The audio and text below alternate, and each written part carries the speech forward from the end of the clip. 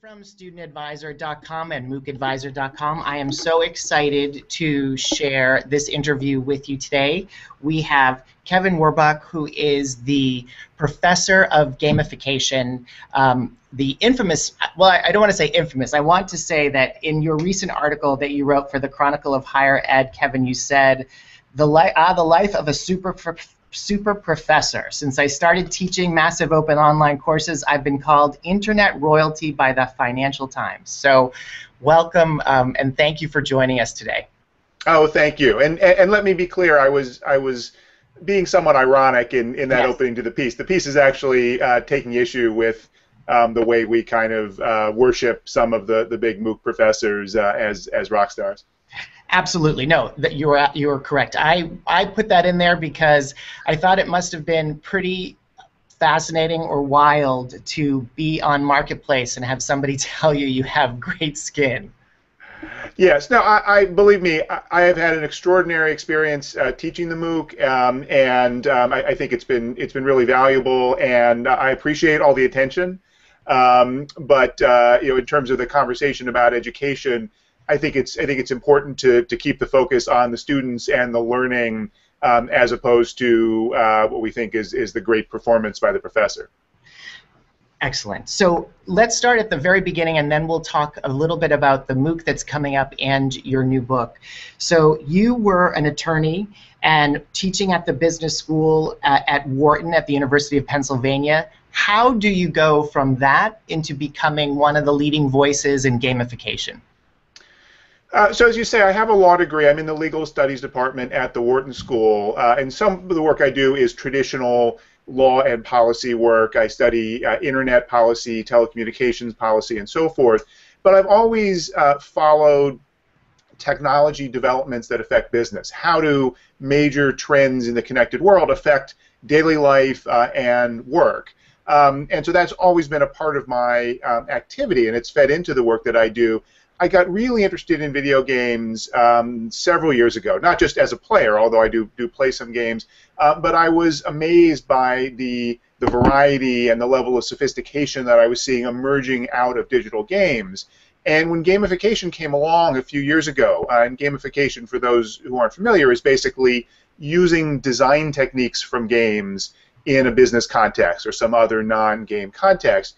When that started to coalesce around 2009, 2010 as a field, I said, great, this is a tremendous opportunity to bring together what I know about technology and business with what I understand and the communities that I'm part of around games. So I got involved early on and started to bring people together and develop expertise and try to pull together a sense of what this field is. What does gamification really mean? And what do you need to understand in order to do it effectively? And that, among other things, was the genesis of the MOOC. I have to say, I am a big fan of gamification. I first heard the term when I was reading Amy Jo Kim's book, and I know she's one of the other folks that sort of started this conversation. And it is fascinating because I think our future is destined to be filled with gamification. Can you give me some examples? If you look into the future, how do you see gamification playing a bigger role in our lives? So gamification is a broad kind of practice, and that's what I talk about in the MOOC and in the book, which is called For the Win. It's not just giving out rewards. It's not just saying if you do this, you get points and you go to the top of the leaderboard. It's thinking about things like games and thinking about them as motivational challenges. And so we see that in lots of cases where organizations are successful if they focus on engaging and motivating people, and then using a whole variety of techniques. So there's lots of examples I could give you if you want of what we now think of as the traditional kinds of gamification. So, for example, the Nike Plus and the Nike Fuel system, where you engage in exercise type activities, and you see points, and you see yourself leveling up on the screen, and you have challenges with the friends and so forth. That's a classical example of gamification, but I really think it's much broader than that.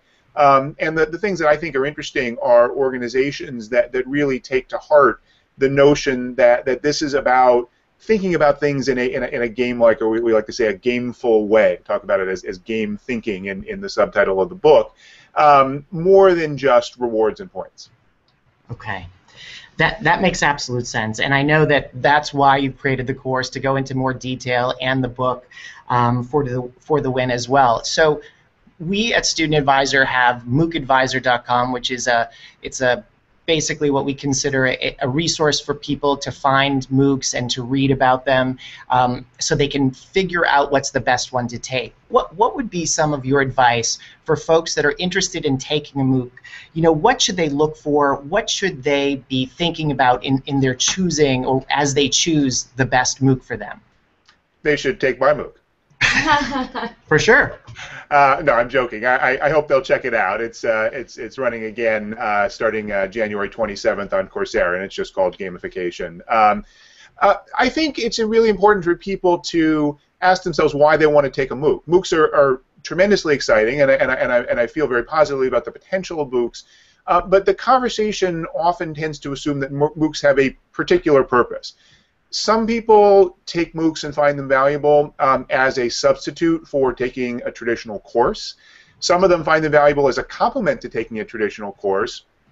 Some of them are people who are not in school at all. In fact, most of the people who take the MOOCs on things like Coursera are not full-time students, and they're sometimes looking to develop a skill that might be useful for a job. Sometimes they're just curious.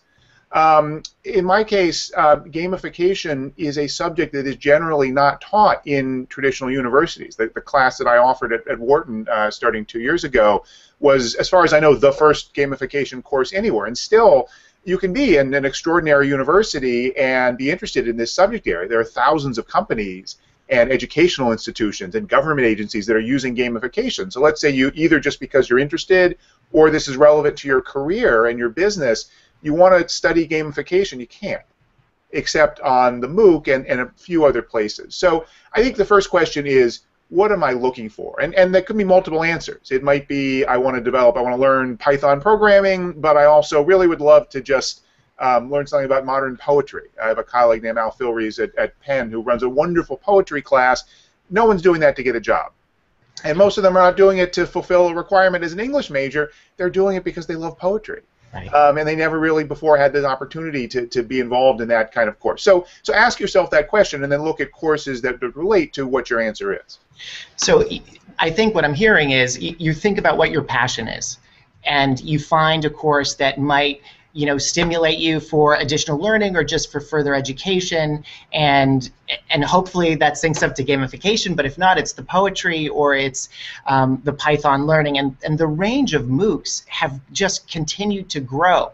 Have you seen folks ask you to teach more than the gamification MOOC, and what are some of the sort of challenges that you're facing as you're building this out? Because I know you've done all the production and put it all together yourself. What would you say are some of the pros and cons of the whole experience? Mm-hmm. I'm looking at doing some other MOOCs, and at the University of Pennsylvania and at the Wharton School, which is the business school at Penn, where I teach in particular, we have some major initiatives underway, and it's one of the most active schools in terms of developing MOOCs. And so we're looking at a variety of different models, and I'm part of some of those conversations. It's a question for faculty as well. Just as I said, for students, you have to ask why you want to take a MOOC. As a faculty member, you have to ask yourself, why do I want to create one? What do I want to accomplish with this? And there are a variety of different good answers. When I talk to my colleagues, they have lots of different reasons. Again, in my case, it wasn't that I had a course I had been teaching the same way for 20 years in a traditional subject where there are hundreds of courses on that subject. For me, the MOOC was partly a way of defining the subject area, partly a way of getting people exposed to gamification and getting exposed to it in what I think is a serious way. There's tremendous excitement about gamification, but there's also tremendous hype, just like with MOOCs. Just like there's a lot of content out there that I think is really not that good. It's breathless, but it doesn't really show people what they need to know to do it effectively. So I wanted to counter that with what I thought was a substantive course. There's critiques of gamification in the course. There's lots of different stuff. So for me and anything else I do, I'd want to think about that, about what the objective is with this particular set of content. The second piece you asked about was the production, and I actually think very quickly most of the discussion about MOOC production has gone to an assumption that we need high production values. We need teams of audiovisual people. We need teams of instructional designers on every course. And I think certainly production quality matters, and there are plenty of courses out there that are better produced than mine. But I think it's a mistake to think that that's always essential and that the best looking course is the best course. In fact, I think in lots of cases it's counterproductive for a couple of reasons. One is I'm the teacher, and the great challenge in a MOOC is I'm teaching tens or hundreds of thousands of people that I can't interact with directly one-on-one the way I can in a classroom. So anything that creates more of a connection, anything that creates more of a sense that there's a person out there. It's not just, you know, a robot on stage recording videos. It's someone who's trying to interact with students. The more effective the learning experience is. And having too much beautiful production quality turns it into a movie. And makes it not something that's interactive. So that's one piece. And it also creates a distance from what the professor really wants to do. You know, I'm going to make lots of mistakes. I made plenty of mistakes in the MOOC that I did. But I think I'm the only one who can really figure out, if I spend the time and energy on it, what do I want to communicate and what do I want to teach and how do I want to do that? And the more layers there are in between, the more I'm, you know, just the hired talent that's on stage for a course that other people develop, the less that's the case. And I'm not saying, by the way, that only, you know, full-time or tenure track professors can do great MOOCs.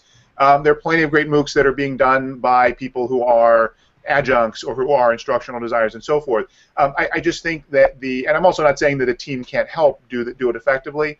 I just think that we're quickly short-circuiting the teaching aspect of this, which ultimately is critical.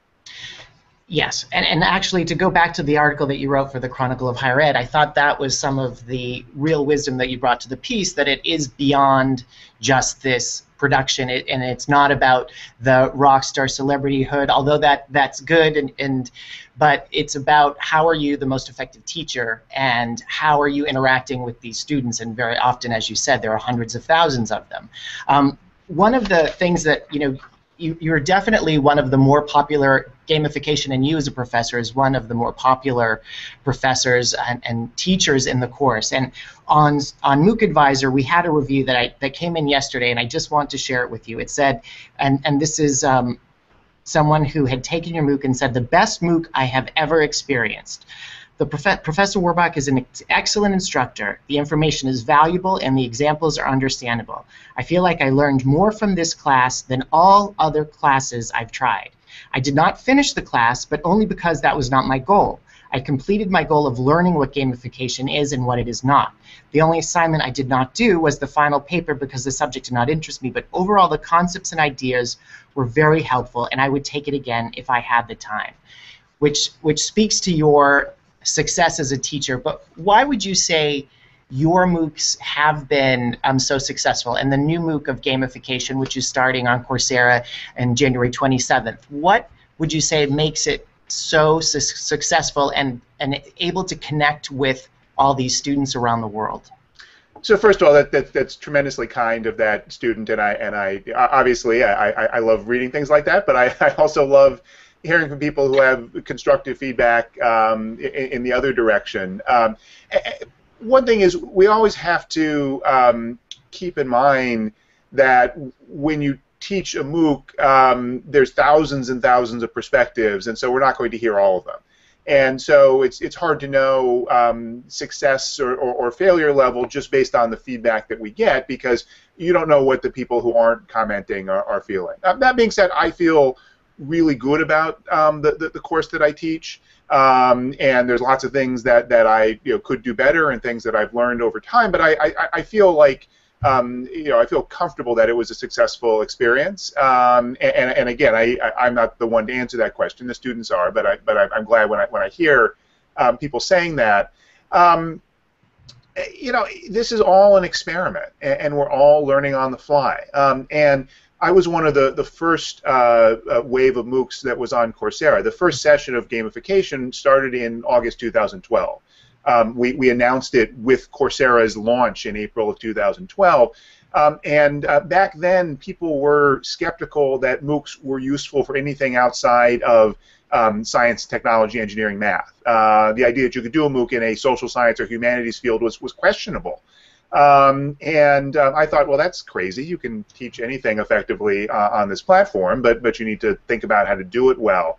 I think we're still learning. I definitely think the fact that I'm excited about this opportunity to teach on MOOCs, I'm excited about this field of gamification, helps because people see that. And I tried really hard. I think that the biggest lesson that I learned was my great challenge is to be engaging here in this MOOC. And not just to be engaging in 6 weeks and 12 hours of videos, which is what's in the course, but to be engaging in every single 5 to 10 minute video segment. That's the unit of the course. And that's incredibly hard because I don't think of myself as being engaging in every 5 minutes I give of an 80-minute class session when I teach at Penn. But that's what you have to do. So that was my goal. I think to the extent that I succeeded, it's when that came through to people, that they really felt like, again, they weren't just watching a videotape, that this was actually something that drew them in and kept reminding them and kept encouraging them to participate in the material. The person that wrote this review on MOOCAdvisor said, that they would even consider taking it again. So tell us a little bit about the next MOOC that you're taking that's starting January 27th on Coursera about gamification. What are some of the differences that someone might find if they took a previous course? The session that's starting in January is the same basic course that I've run twice before on Coursera. So the basic content and most of the video lectures, other than some minor changes that we make to fix errors and to update some things, is basically the same. I'm planning to add a few supplemental videos. The discussions will be different. There always are things that change somewhat. But it's not intended to be content-wise a follow-on or a different course. I'm changing the structure of it a little. The first 2 sessions of the course were 6 weeks long, which I actually think is a good format. Originally, again, when I started off early on, most of the MOOCs were 10 to 15 weeks long, and I thought, you know what, I think shorter is better, in part because the MOOC is more condensed. There's more content in my 6-week Coursera class than there is in my 13-week version of the course I teach at Penn, because the lectures are so much more condensed in terms of how they're presented.